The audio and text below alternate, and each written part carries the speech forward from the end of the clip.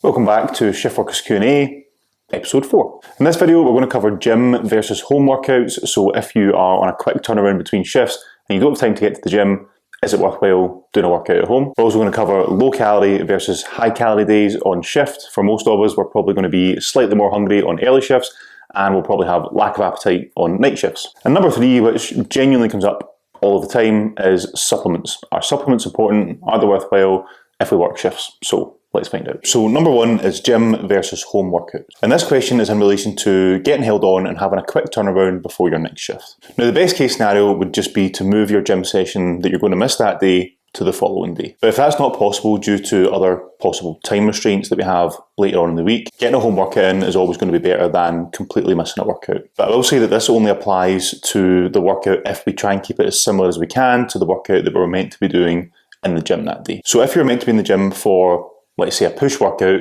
doing yoga at home or some HIIT workout that you found on YouTube probably isn't going to be beneficial. And it's definitely not going to have the same impact in terms of muscular activation. Now, obviously, this is going to be limited by any of the kind of kit that we have or don't have at home. And my kit is quite limited. I've got resistance bands, I've got interchangeable dumbbells, and I've got a pull-up bar, and that's it. So you don't need to have loads of different kit to actually get a decent workout done at home. Now, I just wanted to interrupt this video just to say that if we do get 20 likes on this video, Luna gets to go to the pet shop and get herself a new toy. I'll leave that information with you, and you can do as you please with it. Number 2 is low calorie and high calorie days on shift. Now, if you've ever went through a proper diet phase, you'll probably know that on early shifts, when we're up for an extended period of time, we do feel quite hungry towards the end of the day. And for most of us, we're probably not going to have a huge appetite on night shifts. So to keep this simple, instead of trying to bank calories from the last set of night shifts and try and add them on to the set of early shifts, I would say that if you're on an early shift and you notice you're extremely hungry that day, instead of just stopping tracking your food and going way over your calories for the day, just try and give yourself an extra 200 or 300 calories that you can add on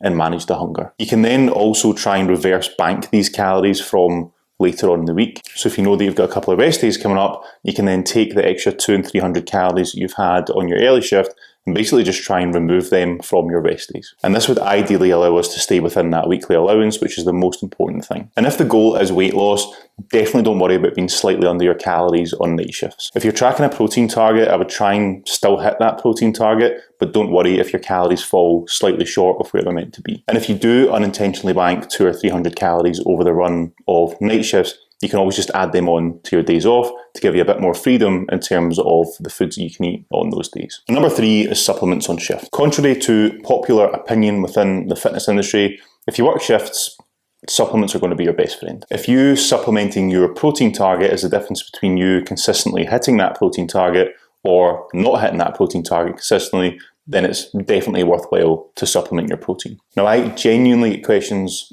all of the time, at least 2 or 3 questions a day, about supplements, which supplements should we use, intra-workout blends, BCAAs, pretty much everything that you can imagine. They're all pretty much a waste of money. Whey protein and creatine monohydrate are the only 2 supplements that I would actually recommend. Now, if you know me, I do regularly use pre-workout supplements, but I find that these are very personal.